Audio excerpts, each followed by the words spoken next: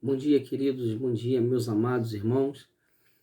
Mais um vídeo para que possa abençoar as nossas vidas. Hoje, o papel de fazer esse vídeo foi proposto pelo pastor para mim e difícil demais, mas eu quero dizer para vocês que esse tempo que a igreja está vivendo, esse tempo que nós estamos desfrutando, esses 21 dias de jejum e oração com alguns propósitos, como Deus tem tratado e tem falado com a igreja. Nós temos ao decorrer, desde o primeiro dia, assistindo algumas palavras que abençoaram as nossas vidas, e hoje o tema está em Lucas, capítulo 7, do verso 1 ao 10. Eu vou ler para os irmãos, eu vou compartilhar algo que tem tocado profundamente ao meu coração. E depois de concluir todos esses discursos perante o povo, entrou em Cafarnaum, e o servo de um certo centurião, a quem este muito estimava, estava doente e moribundo. E quando ouviu falar de Jesus, enviou-lhes uns anciões dos judeus, rogando-lhe que viesse curar o seu servo. E chegando eles junto de Jesus, rogaram-lhe muito, dizendo: É digno de que lhe concedas isso, porque ama a nossa nação, e ele mesmo nos edificou a sinagoga. E foi Jesus com eles, mas quando já estava perto da casa, enviou-lhe o centurião uns amigos, dizendo-lhe: Senhor, não te incomodes, porque não sou digno de que entres debaixo do meu telhado. E por isso nem ainda me julguei digno de ir ter contigo. Dize, porém, uma palavra, e o meu criado sarará. Porque também eu sou homem sujeito à autoridade, e tenho soldados sob o meu poder, e digo a este: vai, e ele vai, e ao outro: vem, e ele vem, e ao meu servo: faze isto, e ele o faz. E ouvindo isto, Jesus maravilhou-se dele e voltou-se, disse à multidão que o seguia: Digo-vos que nem ainda em Israel tenho achado tanta fé. E voltando para casa, os que foram enviados acharam são o servo enfermo. Que palavra abençoada! Estudando a palavra e lendo um pouco da palavra de Deus, a gente consegue encontrar algumas pessoas de notável fé, que foram além das circunstâncias e creram que Deus tinha poder para transformar as suas vidas. Como isso agrada a Deus. E como é bom a gente ler na Bíblia que existe pessoas de fé, porque isso nos dá força e nos faz acreditar que nós podemos ter também essa fé. Não tenho a dimensão das lutas que você tem enfrentado, não tenho a dimensão de tudo que você tem vivido na sua vida, mas posso, pela misericórdia de Deus, através da palavra, te dizer que você pode vencer. Que esta tempestade vai passar e você vai conquistar a tua vitória. Mas para que isso aconteça é necessário que você tenha uma experiência pessoal, um encontro real com o Senhor, que você possa entender quem é Deus na sua vida. Deus sabe o que Ele tem que achar em você. O problema é que nós não estamos dispostos a ter algo que Deus possa encontrar na minha e na sua vida. Deus, ele quer aquele encontro lá de trás da conversão, quando aquela chama arde dentro da gente, quando aquele calor sai, você quer falar de Deus para todo mundo, você quer ganhar o mundo para Cristo. Isso vai apagando com o decorrer do tempo. Isso vai se acabando. E aí quando você vê pessoas trabalhando para a obra, quando você vê pessoas empenhadas na obra, você fala: poxa lá, coitado, enxugando gelo, não vale a pena. Tem pessoas vivendo esse evangelho raso. Tem pessoas vivendo esse evangelho que não tem muita intimidade com Deus. Mas Deus sabe e Ele quer encontrar algo em nós. A fé. A Bíblia fala em Hebreus 11:6 que sem fé é impossível agradar a Deus. Ele está dizendo que nós temos que ter fé para agradar ao Senhor. O grande problema é que nós estamos tendo uma fé rasa, uma fé temporal. Quando eu preciso, eu lembro de Deus. Quando eu passo por algum problema, eu lembro de Deus.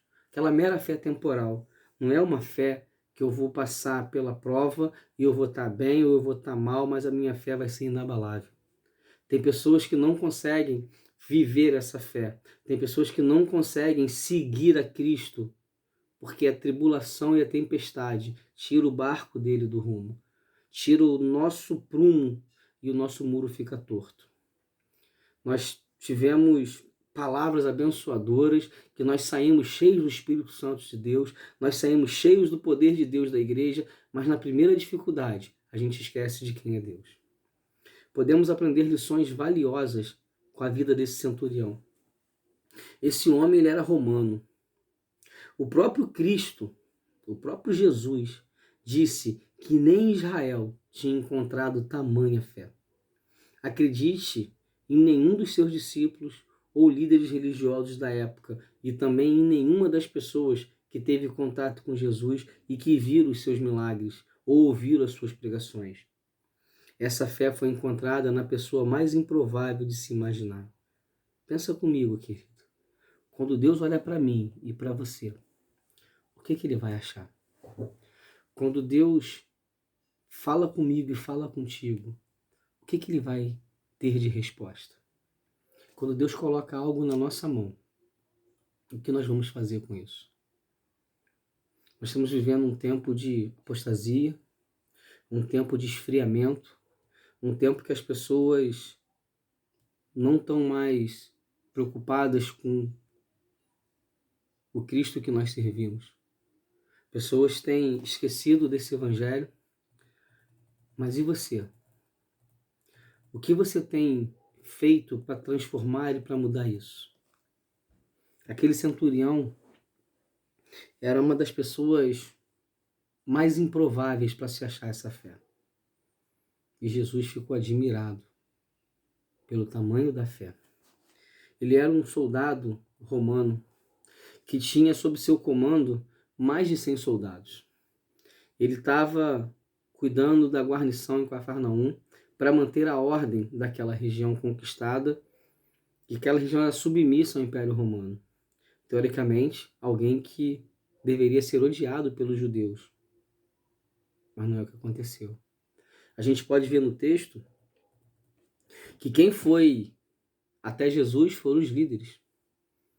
Porque aquele homem, ele já tinha ouvido falar de Jesus e ele sabia quem era Jesus.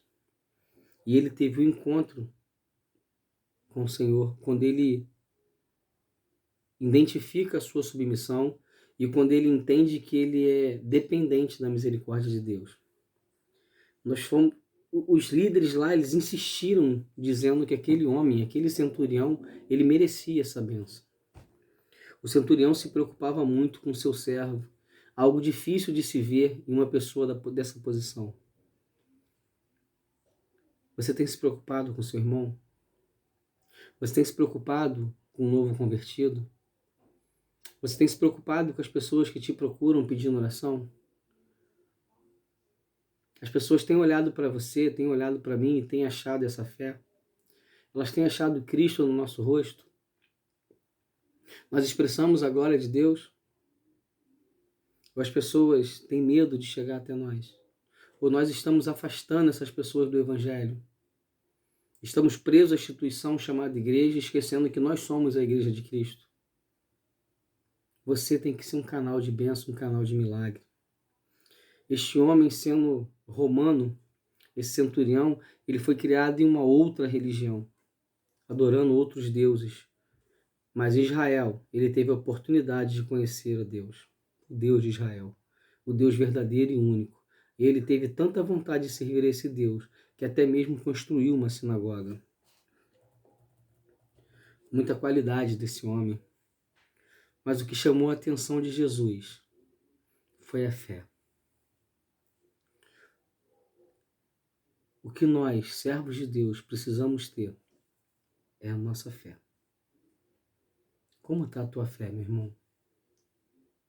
Como está a tua vida diante do Senhor? Qual a tua experiência com Deus? Você tem escutado a voz do Espírito Santo? Você tem ouvido a voz de Deus? Quando você dobra o seu joelho Deus tem respondido às suas orações. Esse centurião, ele aprendeu a orar para o verdadeiro Deus. Depois de muitos anos de vida, quando foi para Israel, mas mesmo assim ele aprendeu. Ele foi além de todos os que cercavam. Sabe aquela pessoa que você tem apresentado diante de Deus, que está no fundo do poço? Vou colocar uma musiquinha aqui, não sei se eu vou conseguir.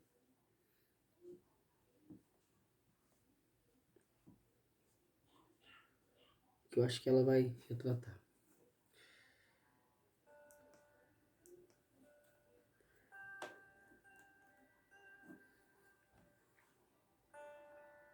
Aquelas pessoas que você olha para ela e você fala assim, não tem mais jeito. Essa não tem mais solução. Tá tudo perdido. Essa pessoa sou eu e você. Deus tem olhado pra gente e tem achado o que, querido? O que Deus tem encontrado na minha vida e na sua? Deus está ouvindo a minha e a sua oração. E nesse momento, eu quero desafiar você a se inclinar diante do Senhor com total dependência. Creia que essa pessoa será chamada de servo do Senhor, servo do Altíssimo, uma pessoa de fé. Essa pessoa somos nós. O centurião ouviu falar dos milagres de Jesus e pediu ajuda aos seus amigos, que eram pessoas que conheciam a palavra. E mesmo que esses líderes não aceitavam Jesus como Messias, não podiam negar os milagres que estavam acontecendo através do ministério dele. Muita gente tem vivido e passado por provas e acabam dizendo que Deus não é de verdade, que Deus não existe, mas eles não podem negar o que Deus tem feito na sua vida. Querido, pregue com a sua vida. Faça da sua vida uma experiência com Deus. E foram até Jesus como intercessores. Você tem intercedido por vidas? Você tem orado por vidas? Você tem clamado por vidas? Para representar um amigo, e também porque havia naquela casa uma pessoa enferma, morrendo. Na minha e na sua casa, pode ter gente morrendo nesse momento. E o que nós temos feito para salvar e para livrar essas pessoas? O interessante é que eles sabiam que Jesus podia curar aquela pessoa. Você conhece alguém que está morrendo? Ou que já morreu espiritualmente? Tenho notícia para te falar, querido. Jesus Cristo pode trazer essa pessoa à vida novamente. Jesus Cristo pode resgatar essa pessoa e que ela possa ter uma fé tão grande como naquele centurião. Alguém que aos olhos humanos não tem mais jeito. Alguém que está preso em algum vício, alguém que está com casamento destruído, família passando por tempestade, turbulência. Alguém que você ama muito e quer que essa pessoa seja abençoada. Que tal aprendermos um pouco com esse texto? Levar essas causas diante daquele que tem poder para mudar a situação. Jesus Cristo é o mesmo ontem, hoje e eternamente. Tudo é possível ao que crê, querido. Quando Jesus recebeu o pedido do centurião, foi de encontro à sua casa, onde estava o homem enfermo. Porém, o interessante aconteceu. Vieram alguns amigos do centurião, dizendo para Jesus não ir até a casa, porque o centurião não era digno de receber Jesus em sua casa. Nem mesmo se considerava digno de ir pessoalmente até Jesus. E você pode estar se perguntando agora o porquê disso. Para a gente contextualizar, para entender melhor o que esse homem quis dizer, precisamos entender um pouco da história e das leis que existiam naquela época. onde não era permitido que judeu entrar na casa de um gentio. E como um romano estrangeiro, esse homem não queria que Jesus passasse por algum constrangimento por causa das lideranças locais. Um exemplo disso foi no julgamento de Jesus, antes da crucificação. João 18, 28. Em seguida, de Caifás, os judeus levaram Jesus para o pretório. Já estava amanhecendo e, para evitar contaminação cerimonial, os judeus não entraram no pretório, pois queriam participar da Páscoa. Esse pretório era um tribunal romano e ficava dentro ou perto da casa de Pilatos, que era um romano. E os judeus não entravam nesse lugar para não se contaminarem, porque a lei proibia. Eles estavam tão preocupados com a limpeza exterior que se esqueciam de ver a sujeira que estava dentro da própria vida deles, do coração deles, matando um inocente, levando o inocente à crucificação. Mas Cristo estava próximo e querendo muito nos salvar. Mas Jesus não se importou com isso. Ele estava indo para aquela casa porque alguém precisava de um milagre. E hoje, querido, eu quero dizer que o milagre está chegando na sua vida. Hoje o milagre está batendo na sua porta. Mas o centurião disse algo que está registrado na palavra, que é o maior exemplo de fé. Toda a Bíblia, algo que pode mudar vidas, conquistar milagres e ver Deus operando maravilhas em favor daqueles que têm fé. Mas diz uma palavra e o meu servo será curado. Lucas 7,7. Uma palavra era tudo que aquele homem precisava. Uma palavra de Jesus podia mudar a história daquele servo. Uma palavra vindo do Senhor Jesus podia fazer o milagre e trazer a cura. O centurião sabia disso. O que era ter autoridade? Ele tinha autoridade. Ele não era soberbo e não sabia a sua posição. Ter autoridade é diferente de soberania. Ele conhecia quem era o soberano. Ele sabia que ele poderia comandar o exército, mas quem tinha o poder de curar era Jesus.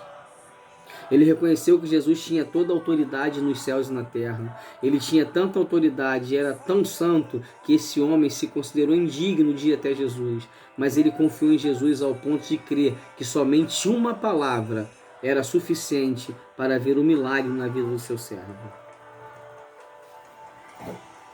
Precisamos de uma palavra hoje? Fé. Mudança. Intimidade com Deus. Busca o Senhor de todo o seu coração e você vai achar. A Bíblia fala: eis que estou à porta e bato. Se alguém ouvir a minha voz, eu entrarei e cearei com ele comigo. Deus tem batido na porta do seu coração. Deus quer fazer de você um instrumento, um canal de bênção para outras pessoas. Meu irmão, minha irmã, é hora da gente arregaçar as mangas e trabalhar para o reino de Cristo. Tenha um ótimo dia. Que Deus abençoe a sua vida. Receba essa palavra em nome de Jesus.